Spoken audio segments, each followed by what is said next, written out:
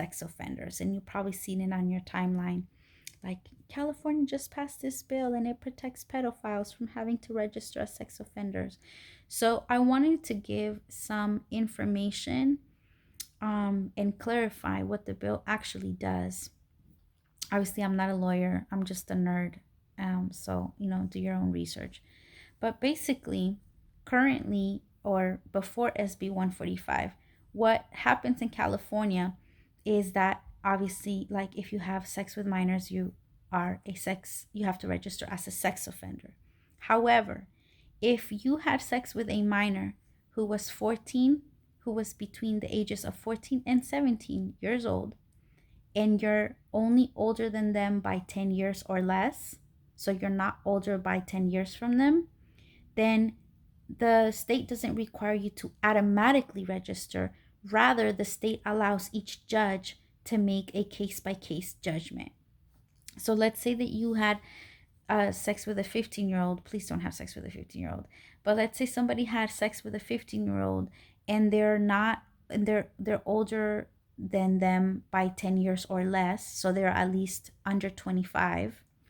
Then the judge currently decides whether that person will register as a sex offender or not. That's currently, like, before 145. What But the problem with that bill is that as the law currently stands, that only applies for vaginal sex. So if you were 25 or younger and you had sex with a minor, you had vaginal sex with a 15-year-old, the judge decides whether you get to register as a sex offender.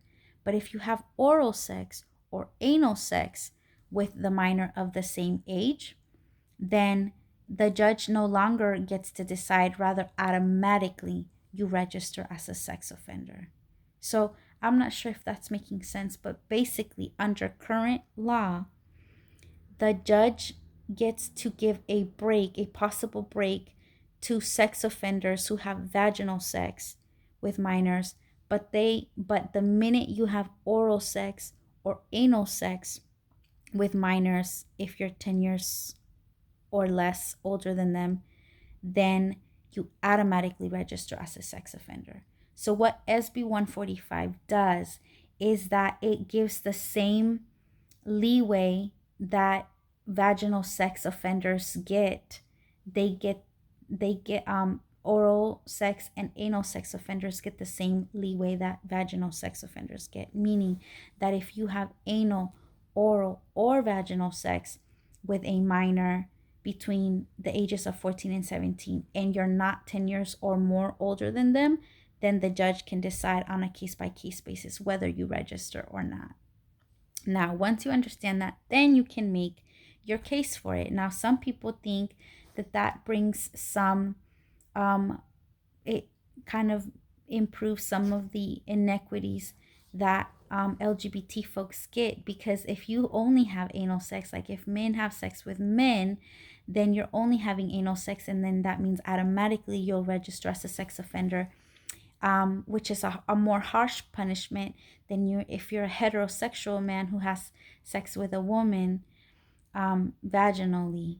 So, but other people believe, neither of them should get that leeway. Like, no matter what kind of sex you have with a minor, even if you are younger than them, or even if you're not older than them by 10 years, it's still a minor, and all of you should automatically register.